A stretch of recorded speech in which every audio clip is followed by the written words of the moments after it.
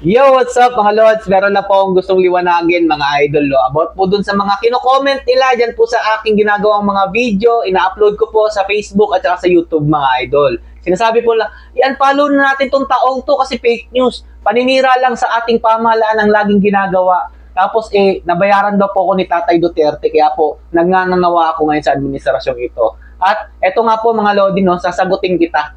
Lods, kung nandyan ka pa rin sa page ko ngayon, please lang, mag-automatic unfollow ka na, i-block mo na ako, or i-unsubscribe mo na ako, kasi wala akong pakialam sa iyo, at lalo na sa nararamdaman mo. Kung nasasaktan ka sa lahat ng mga ginagawa kong video, umalis ka. Huwag ka mag-stay. Kasi karamihan sa nakikita ko dyan, isang buwan yun ang sinasabi na i-unfollow. Nanghihikayat pa kayo. Hikayatin nyo lahat ng mga bangag, na mga kasama nyong tansong, talangka, na umalis na dito sa page ko. Kung masasaktan lang pala kayo, abang kayo ng abang sa mga ginagawa kong content, tapos masasaktan kayo. Kasalanan ko na ba yan kung nagsasabi ako ng totoo?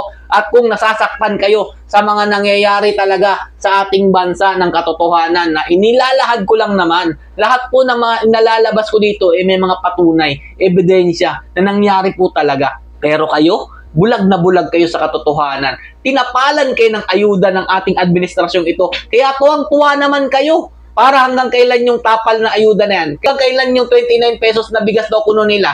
O, di ba? Pangsamantala yan. Pero kapag nanalo na yan, nakaupo na yan, yung senatorial election, hindi na papansinin yan. Wala nang ayuda. Hindi po aasenso ating bansa kung ganito ang mga namumuno sa ating, na mga kagaya po ni Romualdez, yung mga nakapaligid po sa kanya dyan sa Kongreso. Kung ganyan ang namamahala mga idol, wala po patutunguhan itong ating bansang ito. Kaya po ako nagsasalita ngayon. Oo, sumuporta ako kay Pangulong Bongbong Marcos nung panahon po ng pangangampanya. Dahil nga, inendorso siya ni VP Sara Duterte at alam nyo naman na maka Duterte ako matagal na. Sinabi ko sa inyo, kung naglaban tong dalawang to, hindi ko yan iboboto si BBM bilang Pangulo ng ating bansa kasi ang aking estado dyan, 55% kay VP Sara Duterte at sa mga Duterte, 45% lang ang susuporta ko dyan kay BBM. Pero ngayon mga Lodi, no, 0% ang suporta ko dyan sa administrasyong ito. Puro party-party lang ang ginagawa. O sige, papakitaan ko kayo mga idol ha, kung ano yung mga pinagngangawa nyong i-unfollow ako. Ako mismo ang nagbablock na mga bastos dito. Hindi ko kailangan magparami. Ito ang patunay, mga Lodi, na nangbablock ako. Ayan o, baka nandyan sa listahan na na-block ko. Yung pangalan nyo at gumawa na naman kayo ng account para makapag-komento lang. Kawalan ba kayo? Ha? Okay lang. Hindi ako mawawalan, mga Lodi. Kahit anong gawin nyo dyan, kahit na kung mag-unfollow ba kayo dyan, i-block nyo ko, wala akong pakialam. Ito, pakita ko sa inyo ha. Ang dami kong bilinak, ang dami kong mga pinagtatanggal dito, mga idol. Dahil mga bastos, walang modo, wala na sa lugar yung mga komento. Pero ito, pakita ko sa inyo. May nawala ba mga idol?